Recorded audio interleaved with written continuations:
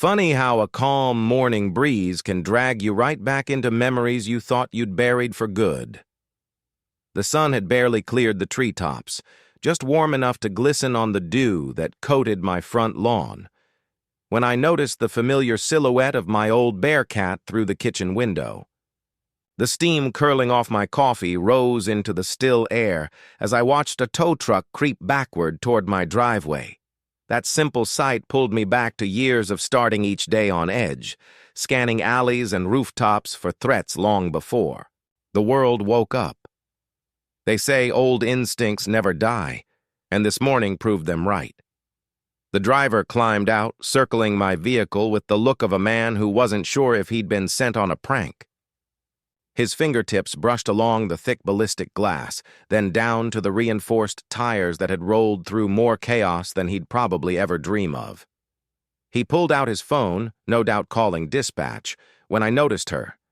Karen Patton, our HOA president, arms crossed, lips curled into that trademark smug grin sharp enough to sour cream.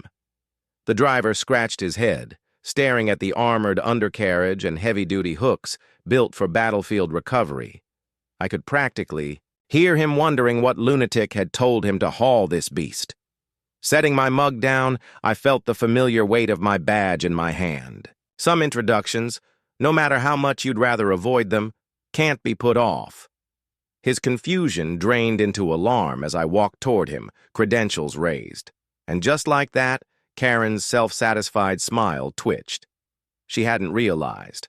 She'd tried to have a fully legal, decommissioned SWAT armored response vehicle towed, property of a man who'd spent 2 decades riding in it.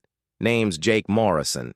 3 months ago, I turned in my papers and left the Metro Police Department's Special Weapons and Tactics Unit after 20 long years. For 2 decades, my nights were ruled by call-outs, raids, and split-second choices.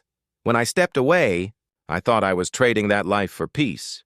I chose Maple Grove Lane, a quiet street with trimmed hedges, kids bouncing basketballs in driveways, and neighbors who waved without needing your resume. What sealed the deal was the driveway. See, the department offered me my assigned vehicle for a fraction of its worth when I retired. Most guys passed, but for me, the Bearcat wasn't just steel and glass. It was the reason I came home safe from nights when others didn't.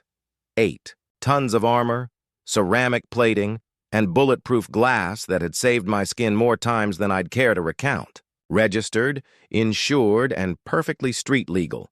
I even repainted it from tactical green to a soft matte black so it wouldn't scream police every time I pulled in.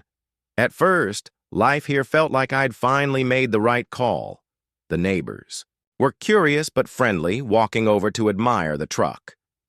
I'd let them rap their knuckles against the thick windows, explain how it could shrug off rifle rounds, tell a story or two. Most thought it was incredible. Then came Karen. She appeared one Tuesday morning, clipboard in hand, dressed like she was running a Fortune 500 meeting despite the 90-degree heat. She introduced herself as HOA president in a tone that suggested I should stand at attention. Her eyes kept darting back to the Bearcat, and before long she told me point blank that it didn't belong. An eyesore, she called it, a violent reminder that clashed with her picture of suburban serenity. I explained calmly that it was perfectly legal, no different from the RV parked a few doors down. She left unconvinced, muttering something about bylaws. That night, I read every line of those bylaws myself. Nothing about oversized vehicles, nothing about trucks, just a rule about cars needing to be operational, not rusting on cinder blocks. The Bearcat was as roadworthy as ever. But that didn't slow Karen down. Soon, the letters started coming. Claims that my truck frightened children, though the Henderson boys had asked me for a tour just the day before. Karen stalked the street with her phone like a bird of prey, snapping photos at sunrise and sunset. Then her allies appeared, a trio of board members gathering on the sidewalk, arms folded, shaking their heads like backup dancers. The citations followed. Improper parking, despite my truck sitting square in my driveway, violations of aesthetic harmony that didn't even exist in writing. A complaint about the truck's weight, though it was lighter than half the RVs parked during football season. Each one I fought and won. When she called it a commercial vehicle, DMV records showed it was personal property. When she labeled it a weapon, my lawyer pointed out airbags contained explosives too. Yet nobody was impounding minivans. Still, Karen wouldn't quit. And one morning, the growl of a diesel engine woke me. Looking out, I saw a flatbed from Riverside Towing edging into my driveway.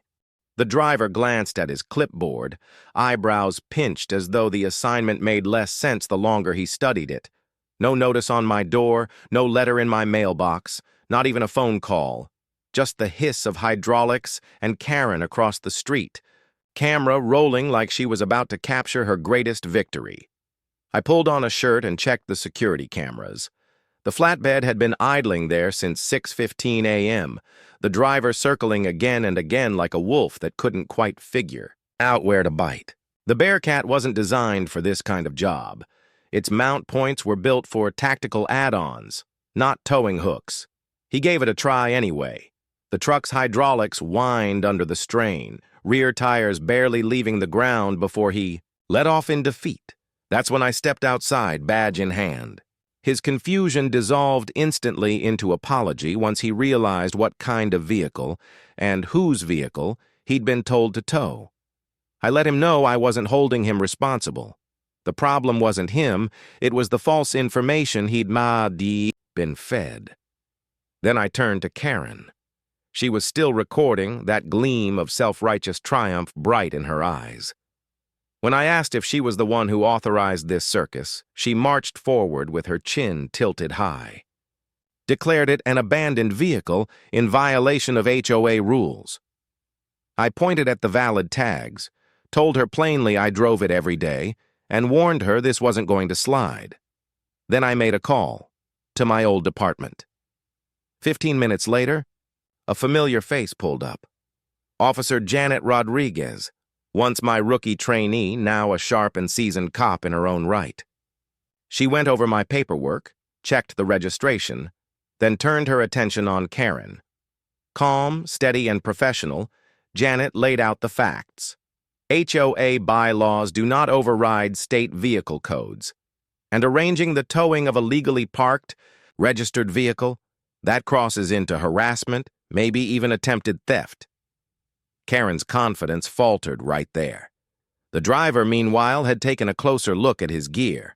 His winch cable had stretched under the strain of 16,000 pounds of armored steel.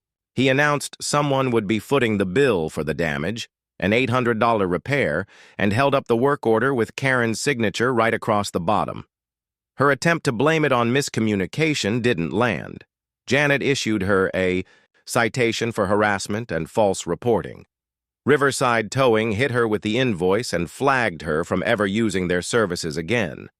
But the real blow came that evening at the emergency HOA meeting. Word had traveled fast and the room was packed tighter than I'd ever seen. Bob Hutchinson, the treasurer, laid out the numbers like only a retired accountant could. If I pursued legal action, the HOA could be on the hook for tens of thousands.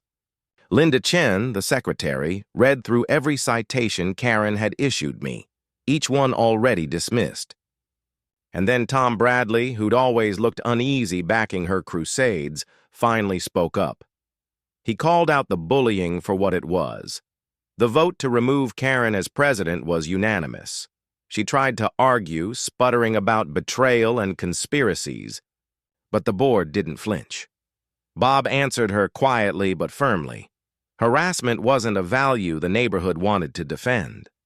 The motion passed, and Karen was ordered to repay nearly $3,000 in legal costs to the HOA.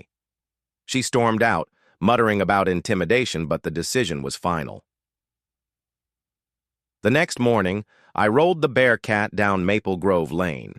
Neighbors waved, this time not with curiosity, but with genuine warmth. Funny thing about peaceful streets. They tend to stay that way when folks are willing to push back against those who mistake control for leadership. If you enjoyed this story and want more about neighborhood standoffs, unexpected twists, and the drama that bubbles behind HOA doors, hit that like button and subscribe. Maple Grove Lane always has another story waiting, and trust me, you won't want to miss the next one.